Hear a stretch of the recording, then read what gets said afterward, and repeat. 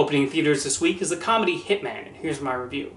Richard Linklater is a filmmaker who seems to take a breezy approach to many of the films he has directed. He's most interested in following the characters as they go about their day-to-day lives. This movie continues that with its story of a professor who pretends to be a hitman. Played with the right comedic sensibility by Glen Powell, the story may not be groundbreaking in its execution, but that's oftentimes okay, especially when the intent is just to give people an amusing escapade. The movie is primarily a showcase for Powell, who co-wrote the screenplay with Linklater as he takes on various disguises. There's a genuine joy he brings to the character of Gary Johnson as he assumes different roles to make people think he's a legitimate hitman. Sometimes, even the first sight of Johnson in disguise and decked out in ridiculous wigs and makeup provides a chuckle, along with the commitment he brings to this character he has invented. The idea of being a fake hitman is one the film takes some advantage of for its comedic moments, and Powell succeeds in making Johnson a likable lead. At some point, Hitman becomes more of a romance as Johnson meets a woman looking for his services.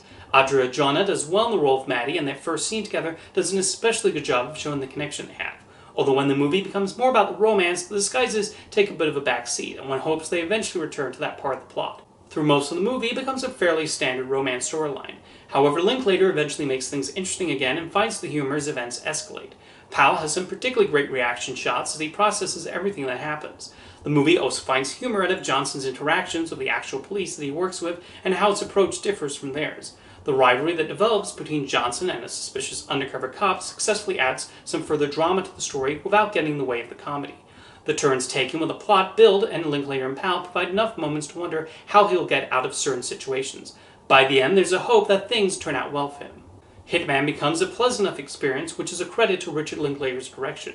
He's a filmmaker who's at his strongest when he makes movies about characters you actually want to spend time with. With how casual his movies tend to be, that's almost a requirement. Hitman gives us a likable lead with Gary Johnson, and the film finds plenty of humor out of the predicaments he finds himself in and the various disguises he puts on.